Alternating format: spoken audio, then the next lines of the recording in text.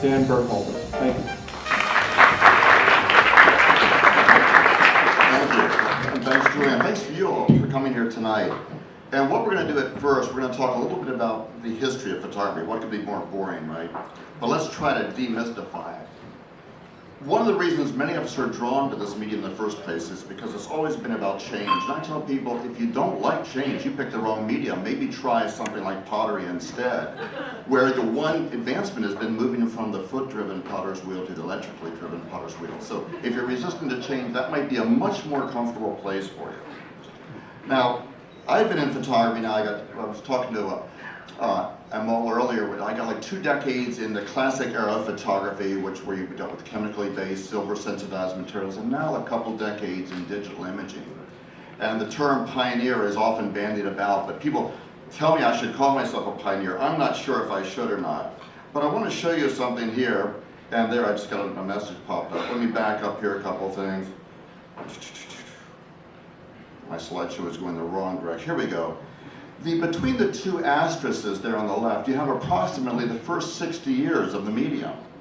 The total number of photographs made during that first 60 years are now exceeded in 3 minutes with the uploads to Facebook. So we have 60 years of time, the beginning of the medium compressed. This next little boring slide, you can see around 2005-ish that all the image making films, silver sensitized materials, just started to go off a cliff. And that's no secret. How many of you still shoot film in here?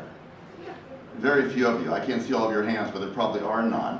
So it's no secret that digital is the mainstream method of making images now. It's not the only method. I'm certainly very involved. We're going to see some images that kind of go back to my history in photography. And this image, for instance, is not digital. This is a composite, but it's done in the wet darkroom. Some of you may have heard of Jerry Ullsman, who's one of my mentors, who would use up to 8 matched enlargers in the darkroom to print in different parts. So I'm going to show you a few images that deal with what I call the transition from classic to digital imaging. And I'm going to try to avoid that term analog.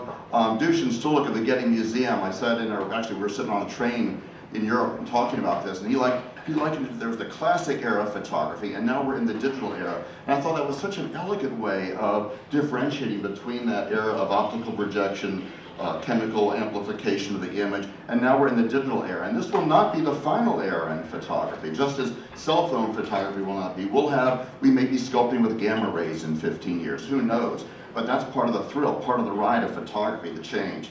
So here's an image. There's nothing digital about this. It's one of my favorite images in my portfolio, but this was shot. What was that old-timey stuff we used to put in film that we used to put in our cameras. So this is going back several decades. So it was shot on film, but processed with a paper developer to pop an intentional grain. But more than that, on that first silver print, I would, with brushes and potassium ferrocyanide, which is a photographic bleaching agent, actually paint bleach onto the image to elevate tones. Now we do all those things either in Photoshop or Lightroom or on our iPhones or Androids now. There's nothing, this next image, there's nothing digital about this. This was shot in India. I shot this on film and used flash fill so that the pilgrim washing her sari in the river wouldn't be purely silhouetted. But nothing digital about that. So let's move on to yet another image. Well, this one, back 20 years ago, I can't believe it's been that long, I wrote this book called Making Digital Negatives for Contact Printing because I found a way to use the computer for contact printing processes. How many of you know what platinum printing is? It's an old historic printing process. The final print, the grays and blacks in that final print are metallic platinum and palladium. And you start by hand coating a light sensitive sensitizer on the paper, a good cotton rag paper. It has the consistency of like burnt coffee. And you have to have a negative the same size as your print. So you either have to shoot with a big camera or somehow generate a big negative. So I wrote this book on how to do that because so many people were approaching me saying, how are you doing this? I thought, well, if I'm going to train the competition, I might as well make a buck in the process. So this book came out. So then I could do things like this. The man lifting catfish with penis. And you know, the background, he was standing on dry ground. This is a composite, this is digital. This was done in Photoshop back, oh gosh, in 1994. So we're going back 20 years on this. So the man was standing on dry ground lifting this heavy 120-pound rock with this loop of cloth around particular parts of his body. I've tried the same thing. You might notice I can actually, I hold down on the screen, I love Keynote on the iPhone, and I can actually hide it. It turns into a little laser pointer. Now if I move it quickly, it actually becomes like a psychedelic sperm cell. It kind of, you see that? Isn't that cool? Don't you wish you could do that? But notice the tendons in his neck that are standing out. That's the point I wanted to make, believe it or not. That happens to me when I try that. Except my tongue also comes out of the side of my mouth. And then this image, the pigs in frozen paradise. I could do this. Now this is expressed as a 12 by 18-inch platinum print, which is actually a very lovely thing. You know, my wife, who's in the audience, she says I have a talent for making images that no one wants to buy. And this is not meant to be an anti-religious statement. I mean, I photographed the pigs down in Mexico and this church in Mexico, but when I got back and was looking at proof sheets, this was shot on film way back, it just seemed like they had to be united in this way. So then, getting on a more serious note, back 8 years ago, at the end of 2005, you remember Hurricane Katrina just smacked into the Gulf Coast of the United States. Jill and I talked about the need to get to New Orleans to photograph and see what both governmental failure and Mother Nature had done to the citizens. So I'm just going to show you, and this is just historical context, show you some of these images. And I photographed these with a technique called high dynamic range, HDR. So this is the inside of a church there in New Orleans, and you may notice those up on the ceiling, that the fan blades up there, they're melted over because they were underwater for 2 weeks. This part of the town in the lower 9th Ward was hardest hit. It was the lowest area of the town. And this was every one of the images that ended up being a book were between 6 and 16 different exposures. So high dynamic range is a technique where we take different exposures from light to dark and meld via software that tonality together to get much better shadow detail, much better midtones, and much better highlight detail. It's become something, a very standard thing in photography, but 8 years ago, it was kind of an adventurous thing when I did this. In fact, my book it was the first coffee table book done entirely with high dynamic range techniques. This is the high school auditorium there in New Orleans. And this is the last image that's in the book called The Color of Loss. And you'll see the cover coming up. And this was in a church, a hymnal sitting on a pew.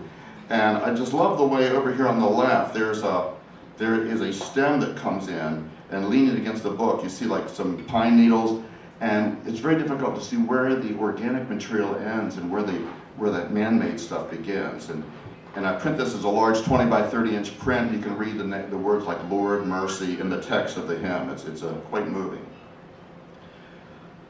So then after that, there's the cover from The Couple Lost. I wanted to take high dynamic range techniques into the landscape. And I'm not going to bore you with a bunch of landscape images, but I do want to show you something that I did in a hotel room where I was presenting a couple years ago down in Florida. And it was late at night, the brothels had closed early. So, you know, I'm there this is my room with one lamp on above the bed and one off. So that's a straight shot. And then I set the camera up, you know, I'm there by myself, so I'm going to do photography. So there's the high dynamic range version of the image. Now, I didn't turn the other light on or anything else, but what I want to show you, and I get so tickled when photography shows its own hand, we're going to zoom in on the clock that's on the nightstand down there, and it's 10:98 p.m. Now that's because this was a series of maybe 10 different exposures that took several minutes, and as the little LED segments went on and off, they were melded together. In a nutshell, high dynamic range takes the best midtones from every shot, so it assembled and created a time that does not exist. And I love it. I always tell students and colleagues that it's not called reality, it's called photography. If you want reality, that's that three-dimensional thing out there that you can wrap your arms around. You know, photography is taking that wild, wacky, three-dimensional world and putting it on a flat piece of paper. That's a massive departure from reality. So then iPhone photography, of course, the big thrust of what I'm all about right now, is just so exciting. Do any of you have a phone with a camera in it? Maybe a few of you. I mean, it's become so cliche. It's a wonderful thing.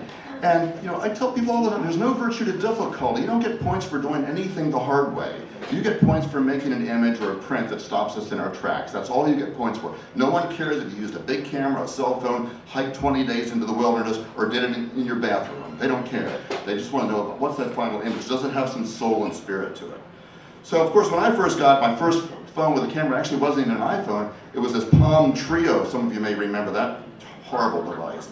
So I would use it for taking things like where I parked in the airport parking lot. And I still do that. It's a great use. Why write it down? Just take a picture of where you're parked so when you get back a week or so later, you know. And then I started doing the classic things of taking pictures of pets. Like that's our cat, Smudgy Bear. And of course, here's Smudgy Bear in his astronaut outfit. Now, you may not know this, but it's much more expensive to get a small astronaut outfit like this, custom made.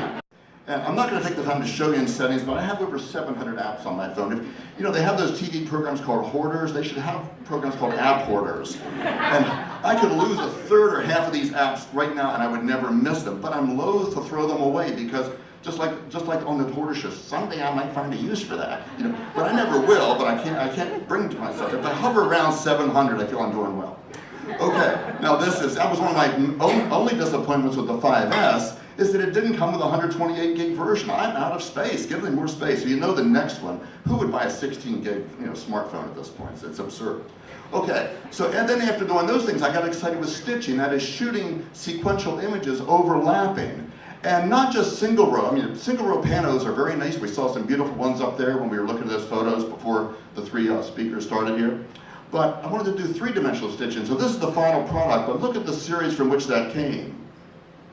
There are the 19 images from which that came. Now this screenshot was done in Lightroom, but only so you'd see the entire rectangular image. If I had taken that screenshot on the phone, it would truncate it down to a square and you wouldn't get a good feel. So those 19 images were stitched with an app. I had to save up for it. How many of you have auto stitch? I mean, I had to save up for a couple weeks, $1.99. You know, and it's magical. I mean, but if you sell a couple million of anything for $1.99, we're still talking serious green, aren't we? I mean, this whole thing of micro-marketing, it's magical. So these apps, so there's the final image, all the texture, the stitching, the texture, the contrast control, the color, all done on the iPhone. And people say, would you also work on the iPad? Well, once in a while, but there's just something intoxicating about being able to wake up at 3 in the morning and grab your phone off the nightstand and start editing images. If someone had told me 20 years ago I'd be doing this, I'd say, you're full of it, you know, it's complete nonsense. This is also stitched from about 30 images, handheld, standing on a bridge up by Catskill. We live right at the base of the Catskills. So this is the creek. That's actually the thruway going over Catskill, or going over the creek. This, you know where this is, down at Grand Central. I teach, in fact, I was just there a couple weeks ago teaching at the International Center of Photography. And when the class ended, walking back to Grand Central, just shot this with the iPhone and, of course, stylized it. Now, I'm going to show you, this is a before and after. Jill and I presented a couple years ago up at B&H Photo, and we were going home, and I was driving and Jill was in the passenger seat. We were going across George Washington Bridge towards Jersey, and it was raining, and we've all done that thing where we try to shoot through the windshield and try to time it so the windshield wiper's not in the picture, right? So I said to Jill, Jill, can you steer? I gotta take some pictures here. She said, I'm not gonna steer on the rain going across the George Washington Bridge in traffic. I said, well, someone should because I'm doing photography. So that got her attention, and she, of course, she was a good sport, and despite all the people honking as we kind of weaved our way across. But that's the original shot, and you know, I don't know if you can see, you might be able to see a few of those little raindrops on the windshield, because it was raining. And there's the final image. And I like to describe it, I'm going through my Steichen phase. I mean, Steichen was one of my photographic heroes, and that his choice of colors, that aquamarine I was trying to emulate, say the imitation is the best form of flattery. But you might have noticed that that was not cropped. This is square. Let me see if I can go back here. That image is the native 3:4 aspect ratio. 3:4, it's a rectangle. But this one, and notice where the car headlights over on the left are? The final image, everything is still there. So I didn't crop it, but I squeezed it. So this is an iPhone image, but I made a digital negative, print this on a very thin vellum, very sensuous, very thin, translucent vellum, and in platinum. And then after it's dried, I varnished the vellum, make it even more translucent, put 24 karat gold leaf on the back. So the light's going through the vellum, hitting the gold leaf, and it becomes a very different thing. And it becomes something you can't get from an inkjet printer. I love inkjet printing. It's the standard way of making photographs now. But that doesn't mean non-standard ways aren't going to be really lovely. And I especially like it when you can't get a look in any other way except something that's alternative. I've been lucky to teach a couple workshops in Italy on iPhone. Can you believe people go all the way to Venice and Florence to learn iPhones? But I'm certainly happy they do. So this is a shot. This is HDR on the iPhone. So you saw those New Orleans pictures, which were HDR. Well, now we have apps like Vivid HDR that they're rather limited. They take 3 exposures, highlight, mid-tone shadows, and meld them together. But you get this lush, incredible detail. Much better than you can get from any one picture. There's an app called Slow Shutter. This was handheld 8 seconds as this cruise ship in Venice was leaving the town. And I was able to, you know, even at my age, I could hold it still relatively for 8 seconds. And this is a picture we just did. We were there in October, and we were driving along out in the Tuscan countryside, and these sheep are being moved around by a shepherd. That's what their job is, right? So I jumped out of the car and ran over with the iPhone and took this with this app called Vivid HDR, and it took 3 pictures, like click, click, click, and I thought, oh shit, I'm gonna have moving sheep in here, but it didn't, because the one exposure was probably for this dark foreground. The midtones then were exposed, and then the third exposure was for the sky. So when it combined those, it didn't show the motion. And I love that when stuff like that happens. Every little sheep is tack sharp. You've heard the joke about the 3 lies that a farmer tells. You know, that's only mud on my boots. Yes, I paid for that hat, and I was only helping the sheep across the fence. So anyway, that just came to mind. Here's another one for the Tuscan countryside. Of course, this is all iPhone in here. And it was just a magical time. I just hung a show up a couple weeks ago up in Albany. And I'm putting these on vellum in color and putting gesso on the back. And they just become very beautiful kind of objects. I love small prints where they become objects. And we'll jump. I was on an airplane, spent a lot of time like some of you on airplanes. And this fellow was in the window seat. There was someone sleeping in the middle row. So I turned the sound off and kind of clandestinely held the phone down and shot this fellow. And I just stylized it. He looks like a cross between a character in Mad Men and a Jehovah's Witness. And just that kind of stoic rigidity. And you know you wouldn't like him if you actually talked to him. you know that. Now this is one shot that was not done on the iPhone. Remember, we're talking about it's all about putting things together in different new ways. That's the spirit of photography. This was shot 12 years ago with a Nikon Coolpix camera. I was in the Czech Republic reviewing this camera to write a magazine article, and I shot this. I could never in Photoshop, or then later on, I could never bring it to fruition. I couldn't get the feel out of it that I wanted. So last summer, I sent it over from the computer over to the iPhone and started working on where we have this plethora of textural controls, color, contrast, composition. And this was another one where I squeezed it down from 3 to 4 to 3 by 3, so you see how it gets a more of a fanciful feel, and I'm really having a lot of fun with that. So this is what did not start as iPhone, but ended up. Now we have cameras. How many of you are shooting with Olympus Micro Four Thirds cameras? Anyone? It's the cat's meow. It's wonderful. When you need better quality, when you need better low light performance, better optics, Micro Four Thirds is where the action is. Mirrorless cameras. I sold all my Nikon and Canon gear 2 years ago and never looked back. New Orleans with a fisheye attachment for the iPhone. So it's one of the benefits of the iPhone where they're not popping out a new model like rabbits, in a box in your backyard. So because each phone has a couple-year lifespan, third-party manufacturers are able to come out with different add-on gizmos like this fisheye lens from Holoclip. Running an errand. This is just back in the fall up on the way to Catskill. This is the corn silos in the morning fog. There's this beautiful morning's fog. Stopped again on the way running the errand. That's the rail bridge there in Catskill. Shot that. And of course worked on it. And this is an image of an old hotel, Cold Spring Hotel, up at the top of the mountain. We're in Palinville, right at the base of the mountain. If you've ever gone skiing to Hunter, you've gone through our little one-stoplight town. But this is up on the top. And this was shot with the Olympus that has a camera that has built-in Wi-Fi. You don't need any existing Wi-Fi infrastructure. You could be in the backwoods of Dumfuckistan, and you could send the images from your camera over to your iPhone or iPad where you can start working on it, or Android if you're so inclined. So it's a magical world where we can do all these kind of things differently. It's absolutely thrilling. Coming down to New York City, I always like to photograph from the train, Metro North. You know where that is, coming into town. And then when I was down here just a week and a half ago teaching a workshop at ICP, this was Bryant Park in the snow. On that one day, it was a beautiful evening, shot with the iPhone. And this is actually a demo image up on 8th Avenue when I was doing another class, shot through the window with Vivid HDR and then worked over and with the Empire State Building. And I just love when things happen like that. And this was shot with the Olympus Wi-Fi'd over to the iPad where I stylized it so I could have different optics, telephoto, etc., but yet still have the look and feel and the control of the apps with the iPhone, which is wonderful. And in 9 days it'll hit the stands. This is the volume 22 of Peterson's Photographic. If you're interested in learning more about this, I wrote the entire issue that's coming out. So a week from Friday it should be hitting the stands. So grab it. I get paid the same amount whether you buy it or not. But get it if you want to learn more about iPhone apps and Android apps. And I always like to finish up here. Oh, this is a little video. If I got the sound plugged in here far enough, make sure that's in there. This is the kind of thing that happens at my iPhone workshops. I want you to see this little 15-second video. Well, we're back from our field trip, and there's Molly and George. They're working on all their wonderful iPhone images.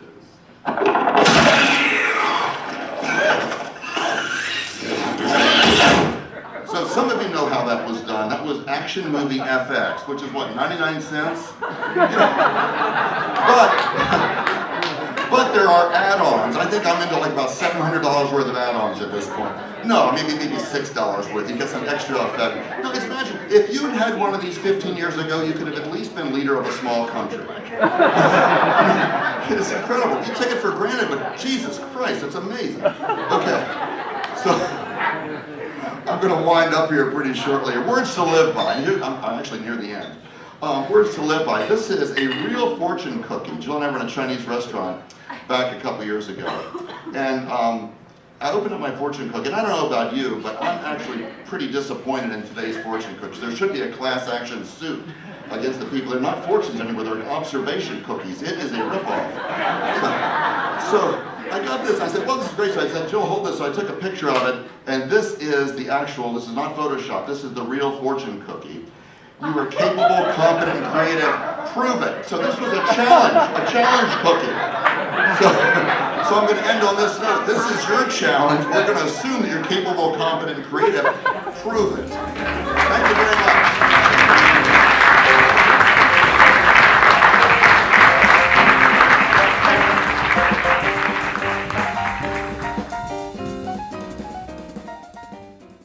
Very involved. We're going to see some images that kind of go back to my history in photography.